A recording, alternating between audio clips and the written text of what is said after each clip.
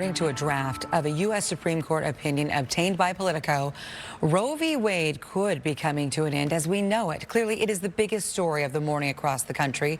And this is where we bring in our chief political correspondent, Joe St. George. He's there in Washington, D.C. We can hear some of the protesters gathering behind you. A lot of people, Joe, wondering this morning, if this is overturned, would abortion become illegal everywhere? Well, you know, first and foremost, I think the most important thing that someone waking up having their coffee and eggs with us needs to know is that just because something has leaked to a media publication doesn't constitute an official ruling. So officially, nothing has changed in Arizona today. That being said, even before this leak happened last night, Kelley, there was speculation that a majority on the Supreme Court was poised to change abortion precedent in this country and allow governors, like Governor Ducey, to enact abortion restrictions if they so choose. This will only intensify that speculation. And it's important to note there are two sides on this. There are people celebrating this in Maricopa County today, people who've marched and prayed on this issue for years. There are many women's rights organizations who are throwing their remote at the television, frustrated that this appears to be where the Supreme Court is heading. But we can't emphasize this enough.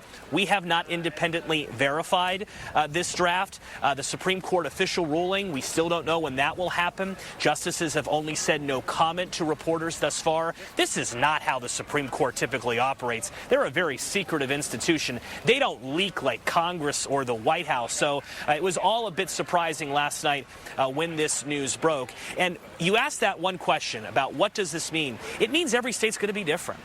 Arizona is going to have a very different law than Colorado. Governor Ducey signed the 15-week abortion restriction law earlier this year. That would take effect. That means if someone was seeking an abortion at, let's say, 18 weeks, that woman may have to pull out a map and say, okay, how far is Los Angeles from here? How far is a clinic in Albuquerque, New Mexico? You know, that is where we may be heading if the Supreme Court, in the end, actually overturns Roe. All right, so touching on the state of Arizona, obviously, I would imagine that will play out pretty big when it comes to our gubernatorial race. But we're hearing the protesters continuing to gather behind you. We saw many people out there protesting overnight. Pretty safe to assume that those demonstrations are going to get larger in the days to come?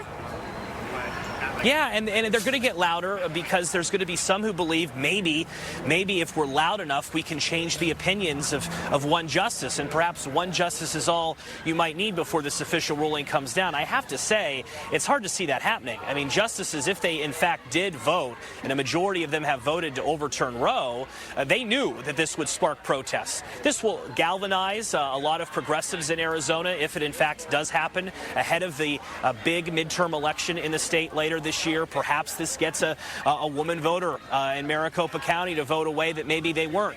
Or maybe this election, it remains about the economic issues and inflation. I think it's still too early to tell. Let's take one thing at a time. For now, all we have is a leaked document. We still have to wait for the official ruling, and that is when we'll really be able to talk the true impact on Arizona. All right, yes, tapping the brake here a little bit, just breathing right through this. Our Joe St. George live from Washington, D.C. this morning.